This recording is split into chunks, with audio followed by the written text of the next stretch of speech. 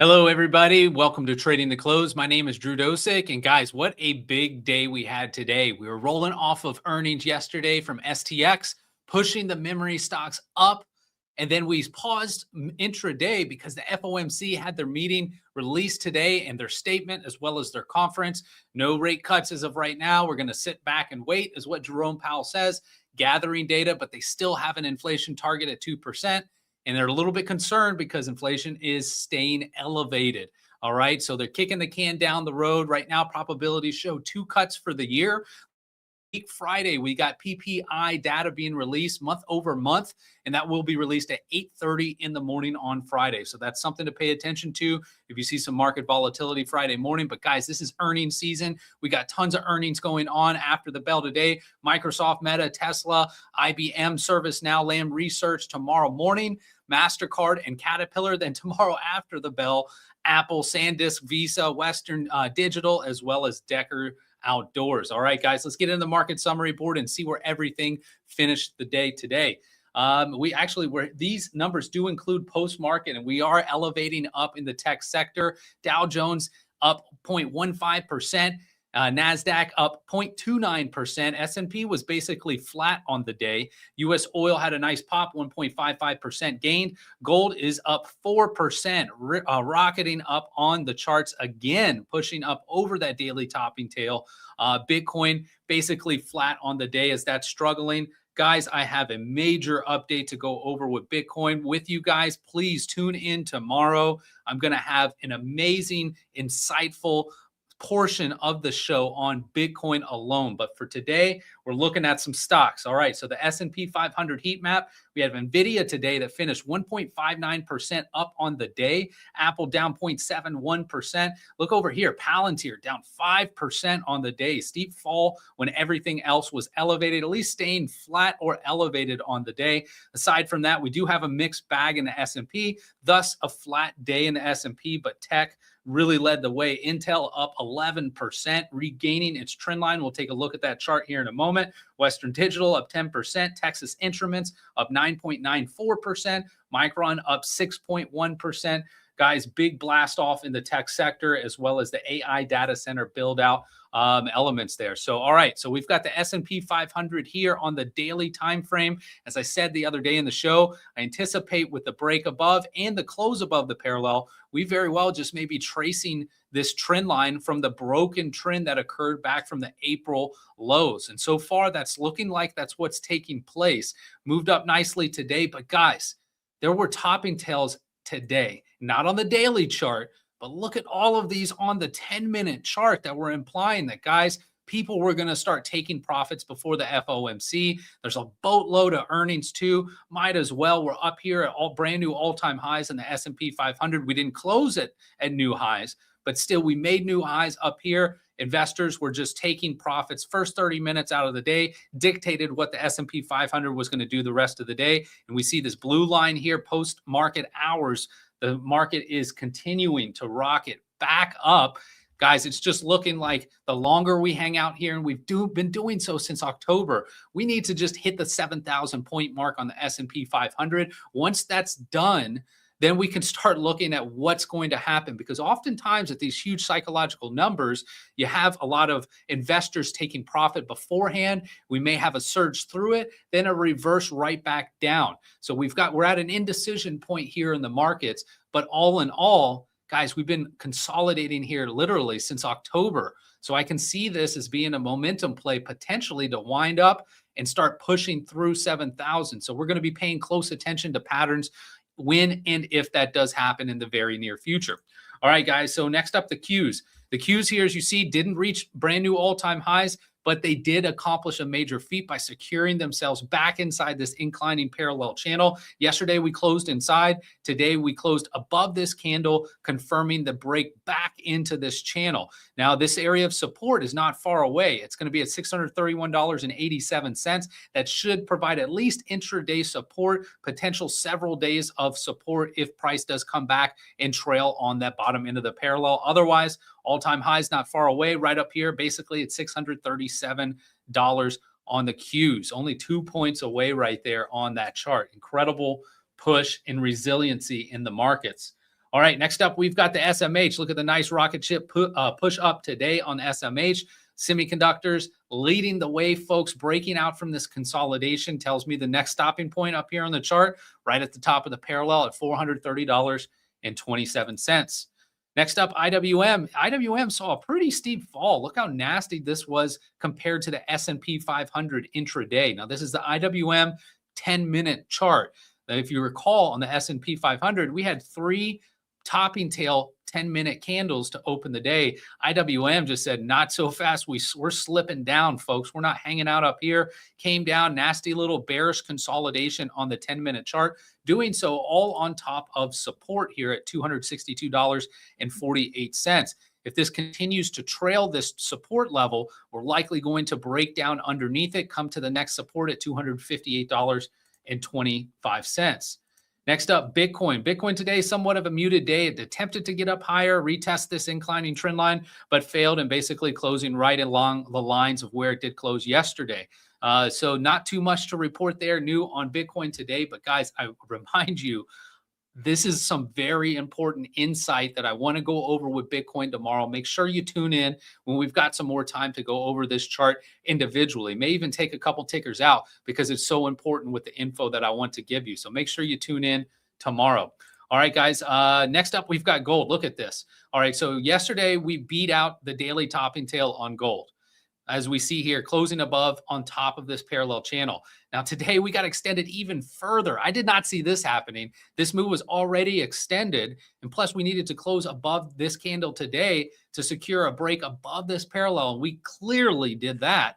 Incredible push. That tells me gold next target is 5,500. But I do eventually see a potential pullback in gold right near this top end of the parallel channel. That could take time. If you notice current price, it could be over here in March of next year when we do get that pullback, but it would just retrace to where current price is at right now.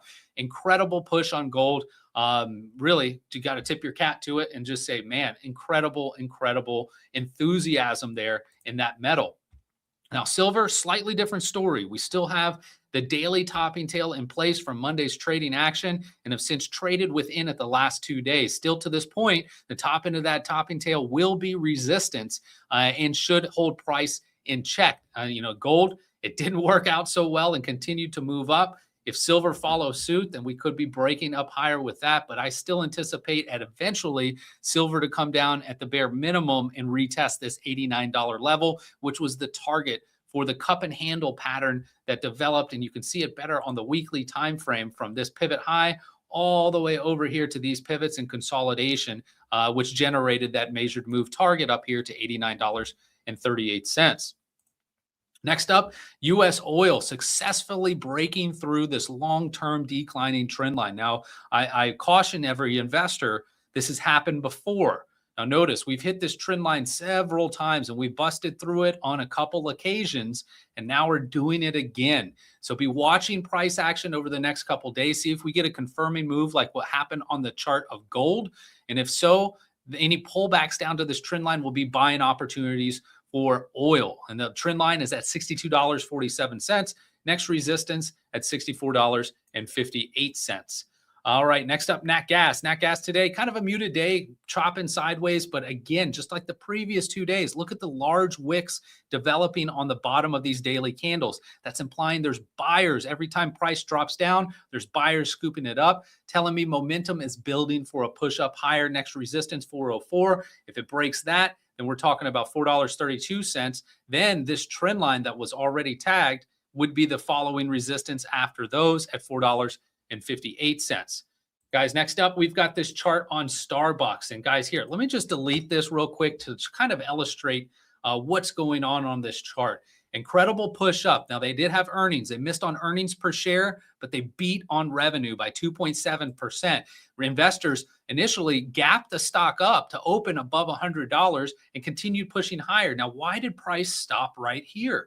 And guys, you may know because I had this trend line drawn on the screen, kind of giving you a little bit of a cheat code. But man, look at the amazing effectiveness of technical analysis. Now, in order to draw this trend line, all I did was take this pivot low back here in April of 2025, connect it over with this next significant pivot, then look at this. If all I do is connect those, I get an entire boatload of information. You can tell when price broke down underneath that trend line, it came back up and did whatever, what I say in here in this show so many times. When a trend line breaks, it wants to go back and test that trend line that it just broke. And it did that on the Starbucks channel, telling me that that trend line is a valid trend line and one to pay attention to later on in the trading cycle. So we continue with this trend line over, and that was literally the top on the day. Then Starbucks from trading from $104.82 declined all the way to finish negative today. That is not a good sign. That's damaging on the charts. Notice we were in the top 50% of this parallel. Now today closing underneath. And all this consolidation was implying we were going to go higher.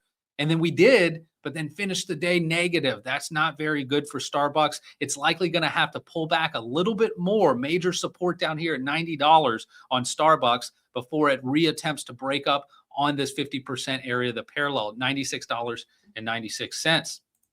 Next up, look at this rocket ship push up higher, even continuing after hours, up another $5. They did report earnings. STX, Seagate Technology blew earnings away, earnings per share by nearly 10% and revenue by almost 3%.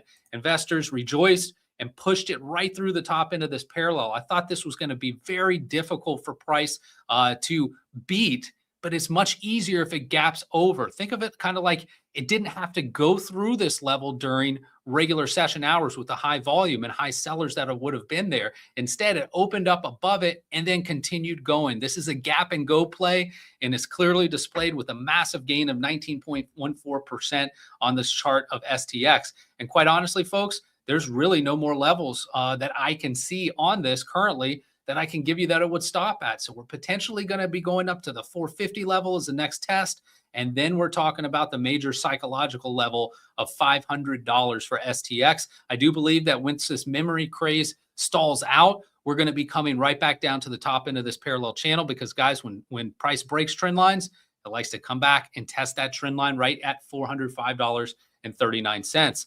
Similar scenario and a sympathy play going on here with SanDisk. Now, SanDisk reports earnings tomorrow after the bell, as you see right here. So they haven't yet reported, but they did benefit from the results of STX pushing up 9.6% today, colliding with this inclining trend line that you see here on the charts. Now, most recently, we made this pivot, right, which allowed us to draw this one lower range trend line that's currently holding down price for the past 5 trading days.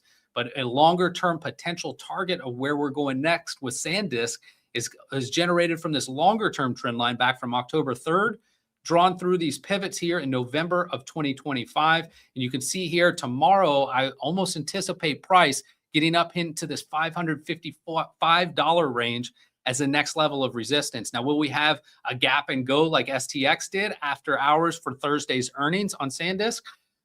We could potentially do it because I anticipate SanDisk blowing away their earnings. But the mere fact is that this stock is beyond overbought near term. It should have some profit taking come in. When will the music stop in this game of musical chairs? We're going to find out, but SanDisk is on fire. The momentum is behind it, and the memory plays really can't find any sellers or major sellers in the near term. That will change. This music will stop, and there will be a point where the investors are going to chase the next bright, shiny object in the stock market. Next up, a little bit of a reverse story here. Now, Carvana came out with some news. There was a short seller report that came out and released that during the years 2023 and 2024 that Carvana allegedly overreported earnings by the tone of $1 billion. So you had some massive selling pressure today. Carvana was down by over 20% at the lows, as you see here. Got down here to this $375 level and got a tremendous bounce. Look at the intraday price action on Carvana. It was just like a slippery slope down all day long until it hit this $377 support area. And then since bounced up, closing the day over $400. Great reversal. But if this short selling report is actually true, you can anticipate more downside in the near term with Carvana. Be watching $362.14, followed by $348.14. That's created by the bottom end of this parallel channel that you see drawn here from the April lows, where we've already tagged it now twice. So the third time should provide an ample bounce. But right now, man, Unbelievable price action. This is damaging to the charts back in the lower 50% area of the Carvana parallel. I anticipate more downside in the near term here for Carvana. Lastly, we've got Intel. Intel pushing up very, very nicely today. And I want to bring this to your attention too. Notice how when price comes down, right? When price came down under this inclining trend line, right? It just came down for a couple of days, then immediately rocketed back up on the charts. An incredible move that if you see here too, it's also predicted here with the potential trend line. Now, all I did was take a trend line from a pivot low, draw it over and keep it to these very next pivots. Now draw this out to show the current trend in which Intel was on. Very nice high trajectory trend, this near-term movement. And then we came down, broke through. We didn't confirm on this near-term trend. And then we since rocketed right back up. That's what can happen. Now, longer-term trends are a little bit different. But look at this near-term trend, how it was telling us we didn't confirm a breakdown yet on Intel, and Intel saved itself on the charts by getting it back above this inclining trend line. Now, we need to see a follow-through in the next day. If so, we can continue marching along this inclining trend with this little deviation that's occurred right here and march up to the resistance level at $57.61. All right, guys, as I said, tomorrow we got Apple, SanDisk, Visa, Western Digital, as well as Decker Outdoors. We got a lot of earnings. This is the time, if you're a day trader, to love it and soak it up because there's volatility. Price levels are getting hit left and right. Guys, don't forget, too, we have a huge interview, a huge show coming on today at 5 o'clock. It's Verified Macro Report. Peter Schiff is on there. Benjamin Poole, as well as Everett Millman, did a great job having an interview with him. Make sure you tune into it. It'll be right here at verifiedinvesting.com on our YouTube channel. All right, guys, thanks so much for tuning in. Don't forget to like and subscribe. Send out the video to your friends and family so they too can learn technical analysis. Until then, folks, I'll see you guys on the charts tomorrow here at Trading the Close. Guys, take care.